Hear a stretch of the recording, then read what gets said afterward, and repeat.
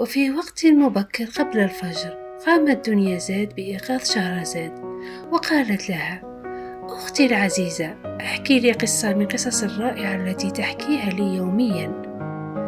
قال السلطان بغضب: قصة؟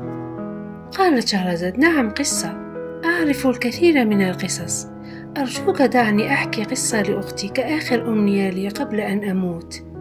وافق السلطان وسمح لها أن تروي القصة لأختها.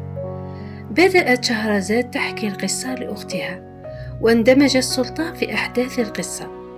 لم تنتهي شهرزاد القصة وقالت لأختها: ستعرفين نهاية القصة غدا. قام شهريار بتأجيل قتل شهرزاد لمعرفة نهاية القصة التي روتها لأختها. وفي يوم التالي كانت شهرزاد في غرفة الملك شهريار بمفردها، ثم بدأت شهرزاد تروي القصة التي استمرت 1000 ليلة وليلة.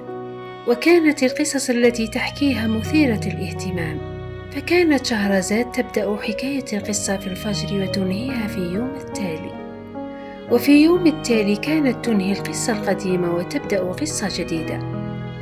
وبالطبع كان الملك مشتاقا جدا لمعرفة نهاية القصة، ولذلك كان يؤجل قتلها يوما بعد يوم.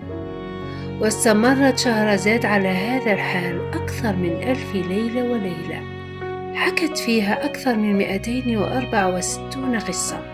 وبعد أن أنهت شهرزاد حكاية القصص، عشقها السلطان وتراجع عن قتلها وجعلها ملكة. هنا وصلنا إلى نهاية قصة شهرزاد وشهريار.